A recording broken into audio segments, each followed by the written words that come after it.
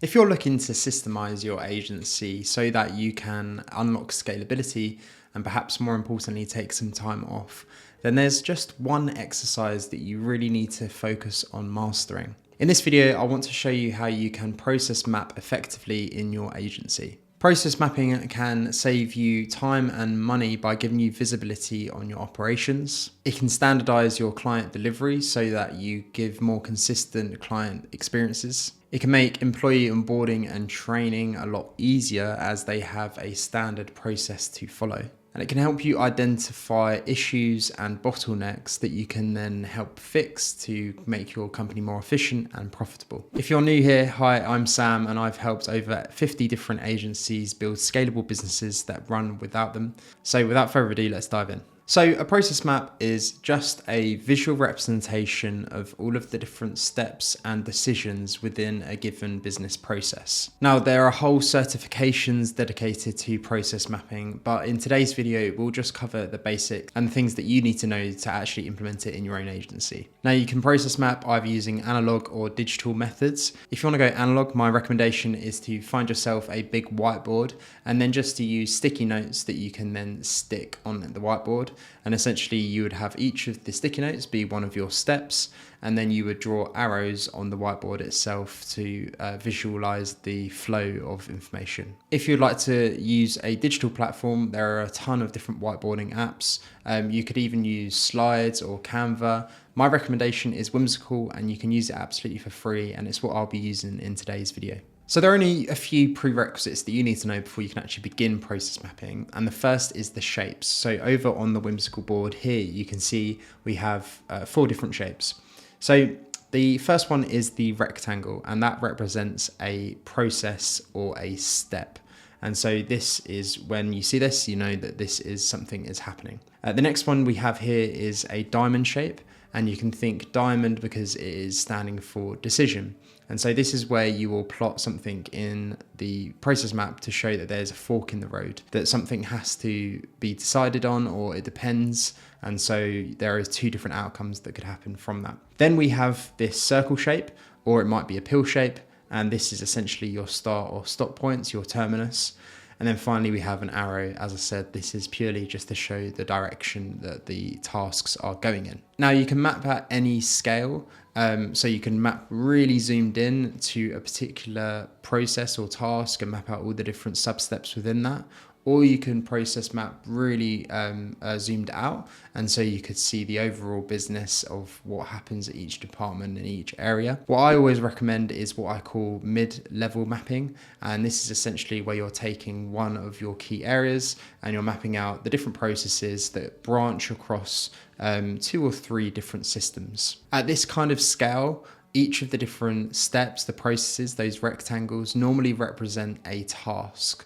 And you can think of a task as essentially being something that can be completed by just one person and can be completed in one sitting. So for around 4 to 6 hours. Knowing this scale makes it a lot easier to understand what you should actually put on a process map and how much you actually need to break down each of the individual steps. And then finally, I also like to include a bit of color coding in my process maps. Not everyone does, but I have 3 colors that I use for the different steps. The blue is to represent when something is done internally by one of our team members or is done alongside a client. The yellow is to represent when something is done by the client. And then finally, the gray is to show that something is done by a robot, whether that be done by AI or automation. So before we jump into how to process map, which process map should we start with? Which process should we begin with mapping out first? And my recommendation to any of my clients is to begin with your growth engines. So this is essentially going to be a bit of marketing, but mostly sales, how you acquire clients and how you land them. Chances are, if you're looking to systemize your business, you probably have quite a good handle on your sales already, and hopefully you have a predictable flow of new leads or new clients coming in each month. But that being said, we want to make sure that we systemize our growth engines first so that we can make sure that all of our new client acquisition is predictable, so that when we focus on other areas of the business, we know that we're still growing and we're still profitable. So to begin our process map, I have 4 questions that I want to ask you or for you to answer before you actually put anything down on the board. The first thing is, what is your flagship offer? And if you don't have a flagship offer, what is the most common thing that your clients come to you for, and what are you known for, and what are you most skilled at? What we're going to do is we're going to map out the sales process just for one of those offers. We can do the others later, but if we get the crux of your business down first, then we're in good stead. The next question are, what are your channels of acquisition? So what ads are you running? What content are you making? What are the different traffic sources that you have available for clients where they can find you? My third question is, do you have any lead magnets or value that you're giving out to your clients where you're capturing their email ahead of time? Think about that, because we will definitely be putting that in this particular map. And then finally, are there any micro commitments that you're getting from leads before they join you on a call? So that might be buying a digital product, or it might be spending time completing a survey. So either they're committing with their time or their money. Is there anything that you currently have in your sales process where clients are making a commitment before they join you on a call? So once you have all of those things written down and ready to go, the first step to process mapping is deciding our start and stop points. And the reason we want to do this is, as I said, we can map at any scale. So if we don't give ourselves a start and an end, we might end up process mapping our entire business. So we want to give ourselves some focus, some guide rails before we actually begin. And so you can see over here on my process map, I have my start point, which is the traffic source. So I'm running ads and I'm creating content. So essentially I'm representing in this that clients may come from either of those, but essentially this is where we're starting from, wherever they find us. And then our finish point is when we actually close a client. So that will be when the client actually pays the invoice, signs the contract, and is ready to begin being onboarded. Once we've done that, the next thing I recommend you do is to brainstorm all of the different steps within those start and stop points.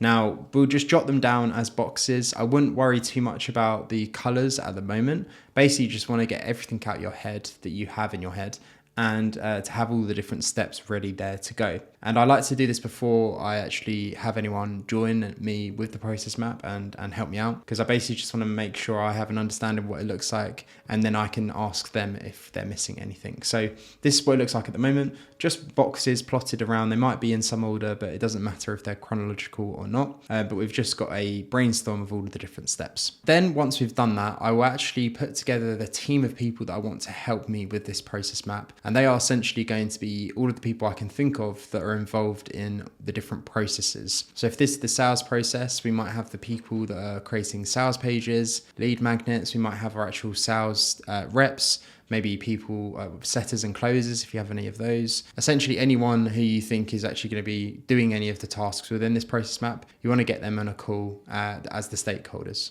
So once you've scheduled that call, you can ask them to take a look at your draft, and first of all, ask them if there's anything missing. So from the different steps that they see, is there anything missing? If they're happy with what they see, then you can move on to the next step, which is basically drawing arrows between the different steps. And this is essentially where you're going to ask them the question, what happens next? So if we zoom into this particular process map here, you can see that from our start point, which is our traffic, we actually see this fork off in multiple directions because there is multiple things that the client could do. So first of all, they might visit a lead magnet page that might be found within one of our videos or one of our ads, or they might go directly to one of our product pages, which is where they could purchase one of our digital products, or they might find our opt-in page for our VSL page, and so they may give us their information there, or they may just directly contact us via email, via phone, or even if we met them on the street, we just directly have an engagement from them. And then it goes on to the different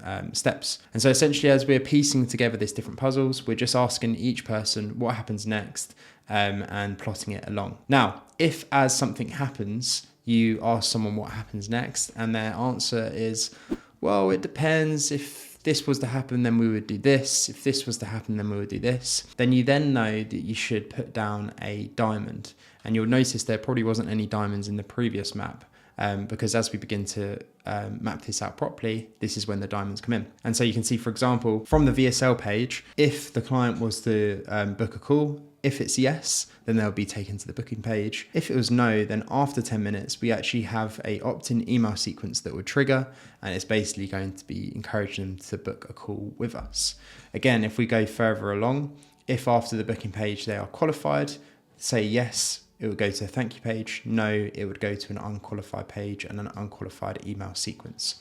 So if anyone says it depends, put down a diamond. The other thing I like to do is, and it's slightly hard to see in this first part of the process map, but as we go on, you'll notice that we have one path that is on top of the other and is what I would call our preferred path. So as you're plotting along, you may notice that there is the original path, the sort of most chronologically straight path, and I would call that your preferred path. And then if there are any forks off, I generally would put that underneath to show that this is a variation that might happen and something that happens less regularly than the preferred path. And so everyone can kind of visually see the straight line is normally where it goes, any variations is at the bottom. So once you have mapped out your entire process here, the final step that you'll want to do is to ask the team to look at the steps and to create rough stages or rough phases of this map. So if we come down, you can see here I have the stages. And at the very first stage, if I zoom in, we've called this lead nurturing. And the reason for that is before a client is considered a prospect and we're actually getting on calls with them, we have all of these different processes with our different sales funnels that is all pretty much automated. And so this is essentially nurturing the lead and trying to get them to take the next step, the next step, and next step before we actually have to come in and take action. So that naturally falls into that stage there. Then the next thing we have is the actual sales call itself. And so there is a process for this. We prep for the sales call and then we actually host the sales call. And obviously the sales call is an art form in itself. Then the next stage we have is proposals. So writing the proposals, sending the proposals. And then finally, if we do need to get on a follow-up call with the client, we have this follow-up stage here as well. Now we have these different stages, we have a lot more of an accurate way to report on what is happening inside of our sales system. And that is because instead of just saying 80% of our clients convert or 50% of our clients convert, we can actually say more specific data. Like for example, from our lead nurturing stage to our sales call, 10% of our clients are converting. And then from sales call to proposal, 5%, and so on and so forth. And we can get a lot more granular of what is actually happening at each stage. And we can also see where the bottlenecks are at these different stages. So it might be that our lead nurturing is really good, but when we get to the sales call, lots of people dropping off. And so then that then tells us that we need to take a look at our sales call, maybe our sales script, and improve on that particular part of the map. So now we'll move into how to improve your process map or improve your process. And the first thing that I want you to do is to measure the performance of each stage. So now we have each of those stages. You should come up with a KPI or a key metric for each of those stages. So for our lead nurturing, we might have lead magnet downloads as a metric, and we might have the number of people that are actually qualified once they have booked a call as some metrics for our lead nurturing. For our sales call stage, we might have the number of people that are showing up for our call or the number of people that are not showing up for our call. We also might have the number of people that are closing following the call, and so on and so forth. So now we have a way to measure each of these different stages, and we have a metric, at least one metric for each stage. Once you've done that, I would also just give your team 2 weeks to continue using this new process map. Just by actually mapping out the process itself, you've probably given your team quite a bit more clarity on what everyone is doing and how to do it. So just let them go away and begin working on the business and see how they get on purely just based on the map. In 2 weeks' time, you can then schedule a process improvement workshop. And on the call, you're just going to be asking your team 3 questions. First of all, I'll go around and brainstorm what is working, and I would jot that down on the map itself. See what has been working really well, why it's been working well, if there's any more things like what is working well that we can use elsewhere in the business. Then I would go ahead and ask your team what isn't working and jot down everything that has been a problem or a challenge for them. So for example, maybe your sales lead may say on the call, we are using the same sales deck, but we're getting lots of questions in the Q&A section. And so essentially maybe our sales deck isn't quite optimal and it isn't covering enough things. So then you need to improve upon that. And then once you have each of your challenges listed, I would then go ahead and brainstorm different solutions for each of the challenges. So just in my example about the sales deck, I asked what the problem was and they gave me the problem and then immediately gave me a solution. Or they may even just skip the problem and ask and think up a better solution. But what you actually want to do is have a separation between the challenges and then brainstorm as many different possible ideas for the solution, because the very first solution you come up with might not be the best one. Obviously, once you've thought up and brainstormed all those different solutions, you want to pick the solution you want to go for. And then once you have all of the different solutions you want to improve upon, so it may be 3, my recommendation is then to put those inside of your project management system and only begin working on them when you actually have time and the capacity to do so. If you'd like to see what it looks like to actually have the KPIs for each of the different systems in your business, you should check out my CEO dashboard video, as we cover what that looks like and how to install it inside of Notion. If you found this video useful, please do consider subscribing to the channel and liking for more. Thank you so much for watching, and until next time, bye bye.